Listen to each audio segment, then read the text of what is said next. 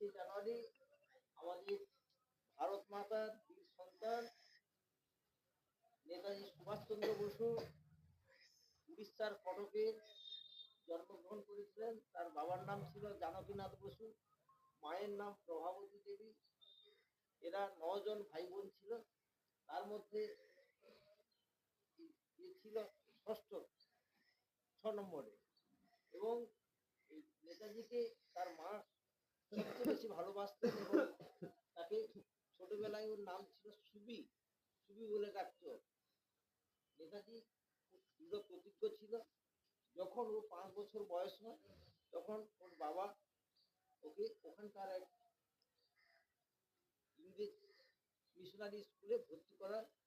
সেখানে বাংলার কোনো ইয়ে ছিল না, সেখানে হয় ইংরেজি, ল্যাটিন, মানে বিদেশি ভাষা সেখানে শিক্ষা লাভ করতো। এবং সেখানে যারা পড়াশোনা করতো তারা বেশিরভাগ ইংরেজ বা এংলো ইন্ডিয়ান, ভারতীয়রা খুব কম, 2-1 জন ভারতীয় ছাত্র ছাড়া আর সবাই। কিন্তু সেখানে নেতাজি 5 বছর পড়াশোনা করার পরে তিনি দেখলেন যে না, ইংরেজ ছাত্রদের সঙ্গে তারা আমাদের ভারতীয় ছাত্রদেরকে বৈষম্যমূলক, মানে আমাদের অবজ্ঞা বলে, মানে তারা ঘৃণা করতো।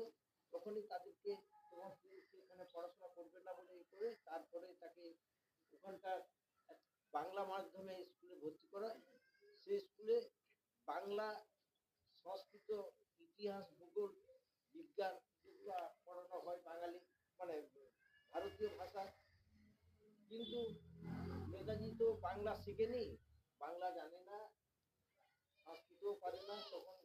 কিন্তু সেখানে বললো যে প্রধান শিক্ষক যে ছিল বেণু মাধব দাস, তিনি বলেছিলেন যে তুমি পারবে। তখন সে বলেছিল 1 মাস আমাকে সময় দিন, আমি পারবো।